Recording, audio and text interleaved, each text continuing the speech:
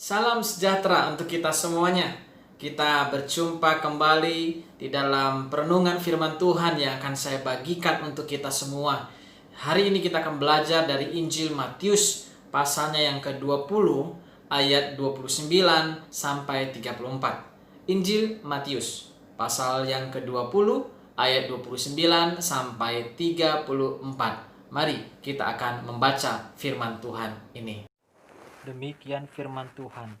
Dan ketika Yesus dan murid-muridnya keluar dari Yeriko, orang banyak berbondong-bondong mengikuti dia. Ada dua orang buta yang duduk di pinggir jalan mendengar bahwa Yesus lewat.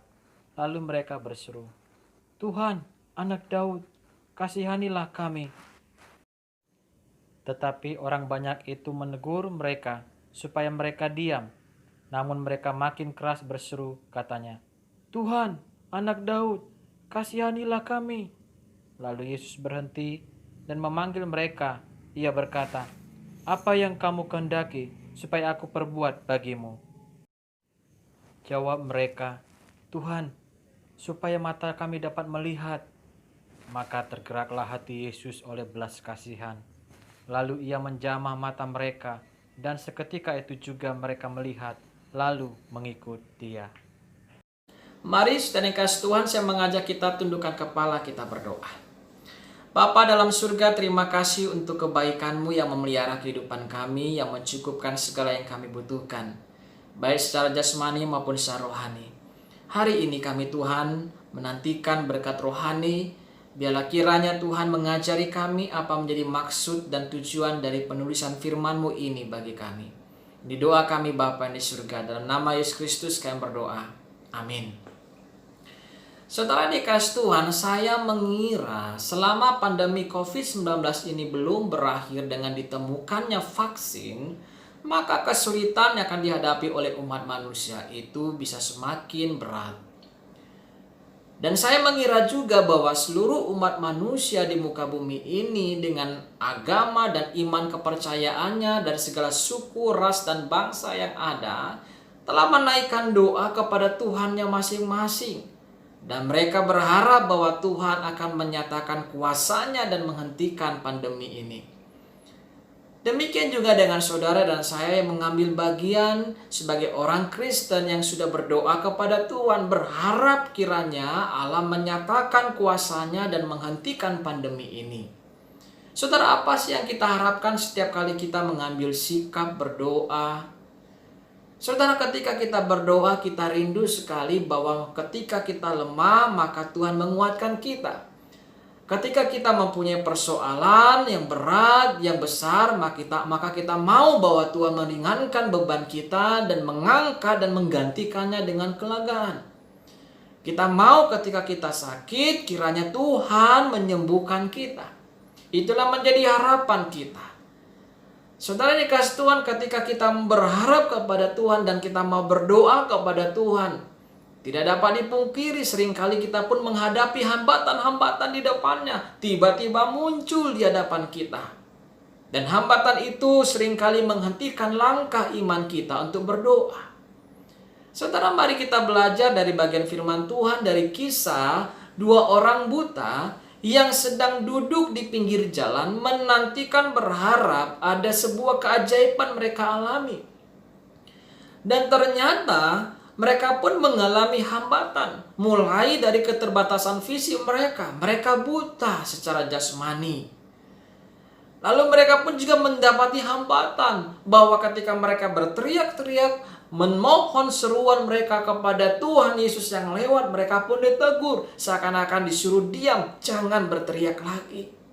Saudara yang kasih Tuhan, mari kita belajar dari bagian ini. Bagaimana sikap Tuhan Yesus terhadap dua orang buta ini atas upaya mereka, usaha mereka memohon belas kasihan Tuhan. Saudara, yang pertama mari kita belajar ketika kita berseru mau berdoa kepada Tuhan, memohon keajaiban Tuhan itu nyata dalam kehidupan kita. Yang pertama adalah kita harus membawa diri kita penuh rendah hati, kerendahan hati di dalam kita berdoa. Saudara dikasih Tuhan, dua orang yang buta ini adalah berlatar belakang secara ekonomi mereka adalah orang miskin. Secara sosial mereka adalah orang yang terpinggirkan.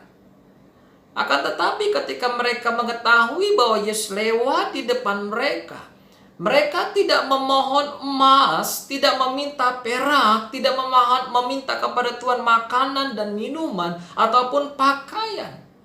Melainkan mereka meminta kepada Tuhan Yesus belas kasihan Tuhan Yesus. Meskipun secara jasmani mereka buta, tetapi mata mereka diterangi oleh kebenaran yang mereka dengar selama ini dengan telinga mereka, bahwa Yesus itu adalah Tuhan yang Maha Kuasa bisa menyembuhkan. Saudara, dua orang buta ini datang dengan penuh kerendahan hati. Dia tidak meminta emas, perak, makanan, minuman, maupun pakaian, tapi mohon belas kasihan Tuhan. Satu sikap yang mulia, datang dengan rendah hati. Yang kedua, ketika kita berseru kepada Tuhan, mari kita mengimani, ada iman di dalam doa kita. Kita mempercayai Tuhan itu. Saudara, dari mana kita bisa mengetahui dua orang buta ini mempunyai iman?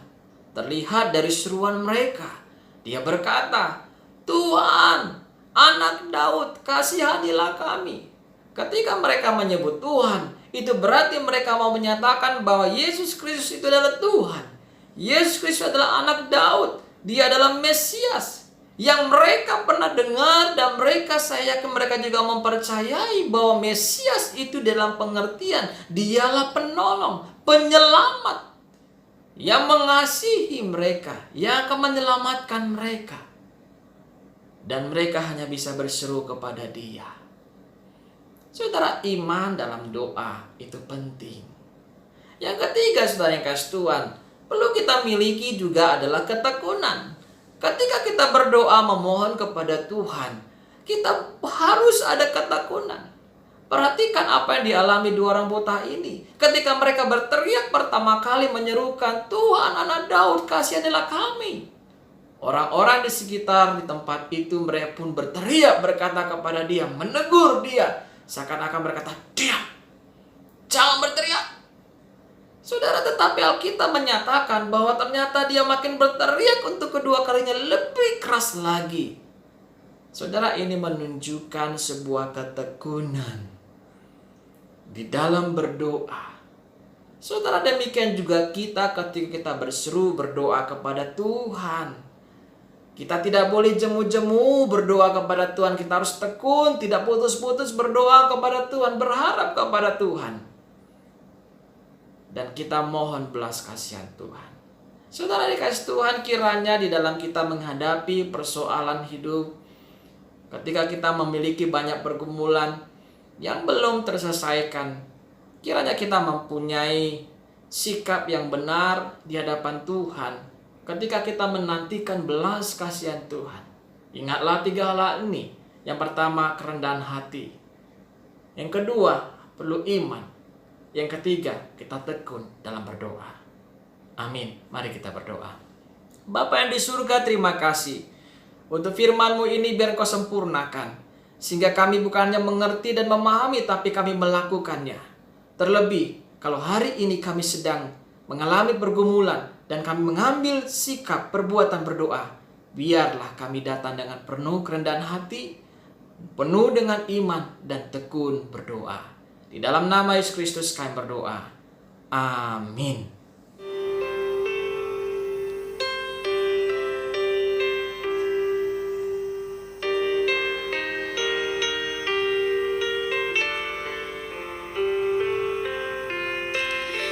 Musim akan selalu berganti, kasih Tuhan tetap abadi, tak akan berubah sampai selamanya. Ku tetap percaya, ku yakin Tuhan memberkati, ku